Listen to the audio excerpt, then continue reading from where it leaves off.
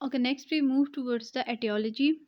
ठीक, इसकी एटियोलॉजी क्या हो सकती है फिस्टूला की और एट्रेजिया की? इसका जो एग्जैक्ट काज है वो अननोन होता है। मोस्टली ये जेनेटिक फैक्टर होता है। ठीक है, सिबलिंग्स के थ्रू ये होता है। अगर किसी सिबलिंग में हुआ हुआ है तो उस वजह से भी होता है। और अगर कोई एडल्ट है, कोई अफेक्टेड एडल्ट है, तो उसके ऑफ स्प्रिंग्स में भी आगे जा सकता है।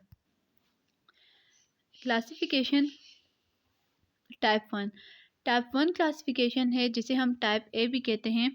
इसमें क्या है, एसोफेगियल एट्रेजिया विदाउट फिस्टूला। के एट्रेजिया तो हुआ हुआ है, इस इमेज में हमें नज़र आ रहा है एट्रेजिया, लेकिन फिस्टूला नहीं है।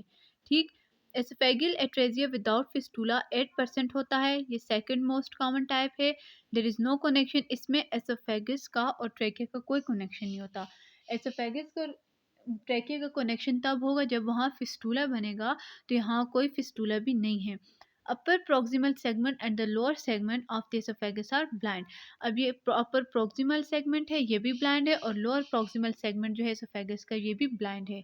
ठीक, ओके, नाउ टाइप 2, जिसे हम टाइप बी कहते हैं, एसोफेगियल atresia with tracheo oesophageal fistula upper.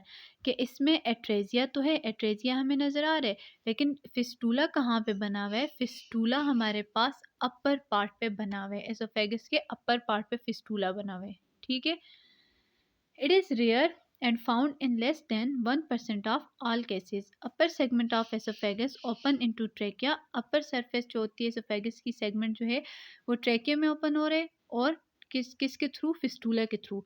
Distal और लोअर सेगमेंट जो हैं वो क्या हैं? ब्लाइंड हैं।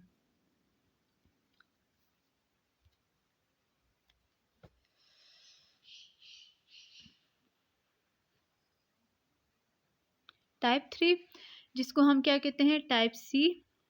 ये क्या है? Oesophageal atresia with tracheo oesophageal fistula. 80 to 90% ये होता है। इसमें एट्रेजिया भी हुआ हुआ है, साथ साथ हमारे पास फिस्टूला भी हुआ है, ये हमें नज़र आ रहा है। ठीक, मोस्ट कॉमन टाइप है। इस कंडीशन में क्या होता है? प्रोक्सिमल और अपर सेगमेंट जो होता है एसोफेगस का, उसके दोनों ब्लाइंड एंड होते हैं। और जो डिस्टल लोअर सेगमेंट है, ये डिस्टल लोअर सेगमेंट हमें नज़र आ रहा है, इसने फिस्टूला बनाया हुआ है ट्रेकिया के साथ। Type 4, oesophageal atresia with tracheoesophageal fistula both. इसमें एट्रेजिया भी हुआ हुआ है, अपर सेगमेंट भी ट्रेकिया का एसोफेगस का ट्रेकिया के साथ फिस्टूला बना रहे, और लोअर सेगमेंट भी एसोफेगस का ट्रेकिया के साथ फिस्टूला बना रहे। It is also rare, less than 1%। There is oesophageal atresia with fistula. Atresia भी हुआ हुआ है, फिस्टूला भी हुआ हुआ है, between both proximal and distal end of trachea and oesophagus.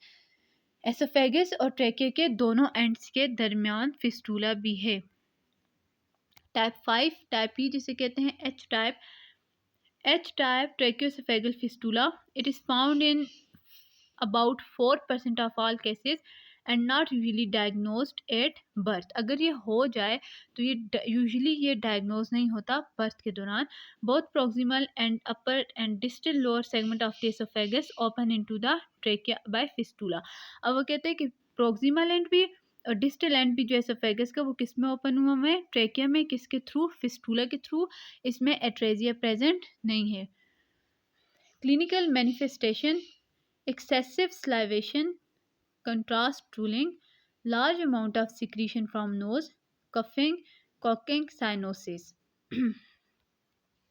Diagnosis इसकी हम कैसे करते हैं? Plain catheter introduce to diagnose the condition. Management 3 तरीके से करते हैं। इमीडिएट मैनेजमेंट, जिसे हम मेडिकल मैनेजमेंट भी कहते हैं, surgical management, and the third one is nursing management. Immediate जो हम करते हैं वो कैसे करते हैं? This is the picture of immediate management. Okay, इसमें हम गैस्ट्रोस्टोमी करते हैं।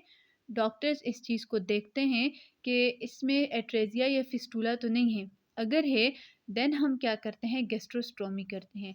गैस्ट्रोस्टोमी क्या होता है? थ्रू स्टमक हम लोग फीडिंग सिरिंज के थ्रू मिल्क क्या करते हैं? बेबी के स्टमक में इंजेस्ट करते हैं। किस वजह से?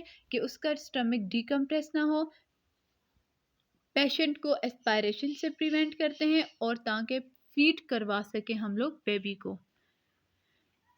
सर्जिकल मैनेजमेंट हमें पता है कि इसमें हम क्या करेंगे? सेकंड ऑप्शन क्या होगा हमारे पास? सर्जरी के अलावा कोई दूसरा ऑप्शन नहीं है।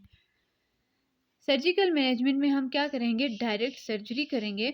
जब हमारे पास, अगर हम लोग सर्जरी ऐसे करेंगे कि जब डिस्टेंस जो है एसोफेगल सेगमेंट्स के दरमियान, अपर सेगमेंट लोअर सेगमेंट के दरमियान जब डिस्टेंस बहुत ज़्यादा हो जाएगा, तो वहाँ पे हम लोग क्या करेंगे, सर्जरी करते वक्त डिस्टेंस जब बहुत ज़्यादा हो जाएगा, उस डिस्क के ट्रैक जो एंड हम फिस्टूला और एट्रेजिया हमने कट किया, जब हम लोग एसोफेगस को आपस में नहीं अटैच करेंगे, तो वहाँ पे हम क्या करेंगे कि कोलन का कोई भी पार्ट लेके हम एसोफेगस में लगा देंगे और एसोफेगस को उस तरीके से हम लोग क्या करेंगे, ज्वाइन कर देंगे। ठीक, ये सर्जरी में हम ये काम करेंगे। Nursing management, this is the image of nursing management.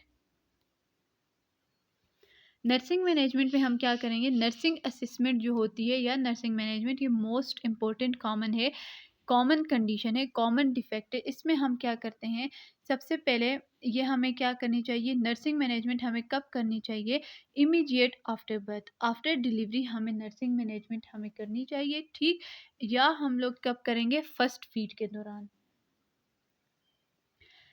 फिर हम क्या करेंगे, फर्स्ट नर्सिंग मैनेजमेंट पे हम क्या करेंगे कि चाइल्ड जो है उसकी डिटेल हिस्ट्री लेंगे, उसके क्लिनिकल फीचर्स देखेंगे, उस चाइल्ड को क्या क्या प्रॉब्लम्स है वो देखेंगे, एंड एट द लास्ट हम उसकी प्रॉपर फिजिकल एग्जामिनेशन करेंगे। फिर कॉम्प्लिकेशंस क्या क्या हो सकती हैं एट्रेजिया और फिस्टूला की वजह से, एसोफेगल स्ट्रक्चर हो सकता है 40%। ठीक, फिस्टूला हो सकता है, सबसे मोस्ट कॉमन जर्ड हो सकता है, गैस्ट्रो एसोफेगल रिफ्लक्स डिजीज़ हो सकती है। Gastro oesophageal reflux disease very common, 40 to 70% हो सकती है बेबी में। अब अगर जर्ड हो रहा है बेबी में, तो जब अगर अगर बेबी ने फीड किया है उस टाइम उसे गैस्ट्रोएसोफेगल रिफ्लक्स हो रहा है, तो हम क्या करेंगे, उसकी पोजीशन चेंज करेंगे, उसे अपराइट पोजीशन में रख लेंगे, मीन उसे एकदम स्ट्रेट कर देंगे। ठीक, दूसरा वो इस वजह से होता है, अब ये इस वजह से होता है कि इसमें हम लोग क्या करते हैं, अगर मदर एडमिनिस्टर कर रही है प्रोकाइनेटिक एजेंट्स को, मींस लाइक डोम्पेरिडोन जो है वो अगर मदर ले रही है, ठीक, वो क्या है, डोम्पेरिडोन क्या है, ये क्या करते हैं, जेटी की मोटिलिटी को इंक्रीज करता है, इन्हेंस करता है, ये ले रही है, तो उस वजह से भी बेबी को जर्ड हो सकता है। ठीक, ये एक कॉम्प्लिकेशन है किसकी, एट्रेजिया और उसकी। अब ये इमेज है जिसमें हमें ये क्लियर नज़र आ रहा है कि ये एसोफेगस है, स्फिंक्टर क्लोज्ड है। जब हम फूड लेते हैं, जब फूड हमारे स्टमक में चला जाता है तो हमारा स्फिंक्टर क्लोज हो जाता है, ये नॉर्मल हेल्दी बेबी का है। ठीक, अब यहाँ पे जर्ड हो रहा है, तो जैसे ही हम फूड लेते लिया, बेबी ने इनटेक किया फूड को, यहाँ पे स्फिंक्टर ने रिफ्लक्स को अलाउ किया, स्फिंक्टर क्लोज नहीं हुए, तो ये जर्ड की एबनॉर्मेलिटी है, इसमें जर्ड हो सकता है।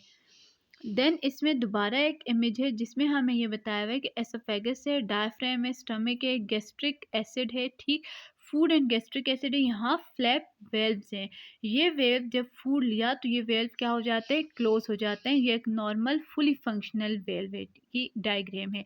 अब इस तरफ क्या है, कोई एबनॉर्मल फंक्शनल वेल्व है, तो वो इसमें क्या है, ये वेल्व सही से क्लोज नहीं होते, जिसकी वजह से जर्ड होता है। अब एम्ब्रियोलॉजी है एसोफेगस की, एम्ब्रियोलॉजी ये है कि एसोफेगस और ट्रेकिया जो होते हैं वो ये दोनों प्रिमिटिव फोरगट से बनते हैं। ठीक, प्रिमिटिव फोरगट से ये बनते हैं। इसमें क्या होता है कि फर्स्ट 4 to 6 वीक का जब एम्ब्रियो होता है, ठीक है, फर्स्ट 4 to 6 वीक का जो एम्ब्रियो होता है, अब उस एम्ब्रियो के फोरगट का जो कॉर्डल पार्ट होता है वो क्या करता है, वो एक डाइवर्टिक्यूलम बनाता है। वो डाइवर्टिक्यूलम आगे क्या बनाता है, वो डाइवर्टिकुलम ट्रेके के साथ इवॉल्व हो जाता है, वहाँ से वो फिर फिस्टूला, ट्रेक्योसेफेगल फिस्टूला बनाता है। ठीक, या वहाँ पे क्या बन जाता है, एट्रेजिया बन जाता है। ये एम्ब्रियोलॉजी है, ये एसोफेगस है, एसोफेगस के साथ नीचे स्टमक है, लिवर है ये। अब यहाँ पे डाइवर्टिकुलम, रिस्पायरेटरी डाइवर्टिकुलम ये बना हुआ है, ये एसोफेगस के साथ मिलता है, और वहाँ पे ये ट्रेकिया का क्या बना देता है, फिस्टूला। अब ये नेक्स्ट एम्ब्रियोलॉजी, इसमें क्या होता है कि इसमें हमारे पास डेवलपमेंट हो जाती है, एबनॉर्मल कनेक्शन बन जाता है, कि जब हमारे पास ये ट्रैक, ये येलो जो है ये क्या है, एसोफेगस है, और ब्लू जो है वो क्या है, ट्रेकिया है। ऐसा होता है कि एसोफेगस बैक पे होता है, ट्रेकिया फ्रंट पे होता है। जब हमारे पास एक्सेसिव टिश्यू की ग्रोथ होती है, एसोफेगस की एक्सेसिव टिश्यू की ग्रोथ होती है, वो ग्रोथ स्टॉप नहीं होती।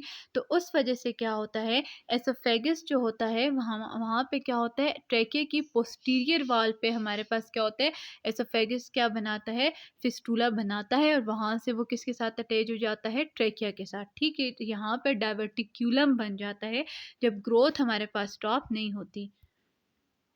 Gaseless abdomen. Absence of gas in the abdomen suggests that the patient has either atresia without or with fistula or atresia with proximal fistula only. कहते हैं अगर एब्सेंस है गैस की, ठीक, एब्डोमेन में गैस नहीं है, तो वो ये बात बता रहे हैं कि जो पेशेंट है या उसे एट्रेजिया है, ठीक, विदाउट फिस्टूला एट्रेजिया, सिर्फ एट्रेजिया है, फिस्टूला नहीं है, या उसे एट्रेजिया है और प्रॉक्सिमल फिस्टूला भी है। ठीक, नेक्स्ट चेस्ट रेडियोग्राफ है, इसमें क्या है, plain radiograph will confirm the tube has not reach the stomach.